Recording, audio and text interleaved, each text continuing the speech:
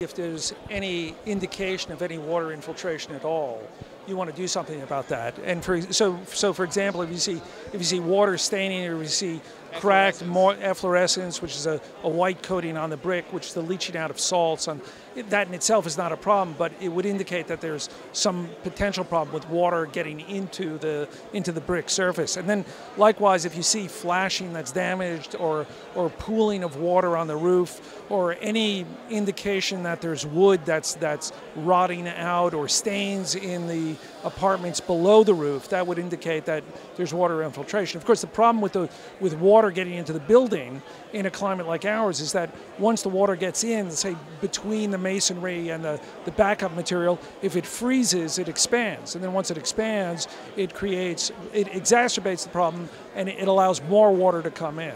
So often what we'll see is evidence of water infiltration. It's not until we start to remove things that we understand the extent of the problem and what needs to be done. Some things to look out for, again, is anything loose, anything you can visually see being loose. You can look for, if you have a concrete building, an example would be rusted metal showing behind the concrete, rusted lintels above or below your windows, rusted shelf angles, any sign of bulging or displaced masonry. An important one that the DOB is cracking down on a lot now are window-mounted air conditioner units or through-wall units. They want to see that anything that's been installed by an owner is secured to the building and is in no danger of falling off.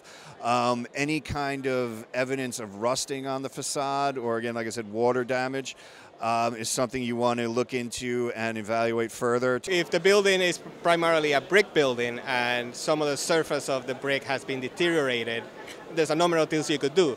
You could replace the brick, which is a higher expense, or the building could be coated with a structural skin or a breathable coating. It's almost like a paint that will prevent further water infiltration and further decay of the material.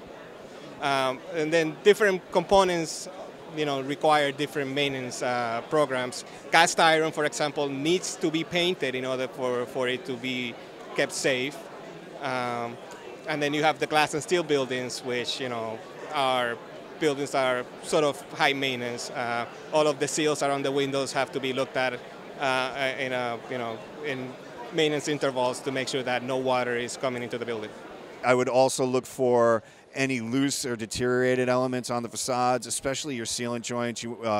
If window perimeter sealant joints, building expansion joints, as soon as they start to dry out and crack, you have water coming into the building. It could often take several years for you to see the manifestation of the problem and the damage that it causes, but as soon as it gets in there, it's beginning to cause damage. So I think that's a great area to focus on.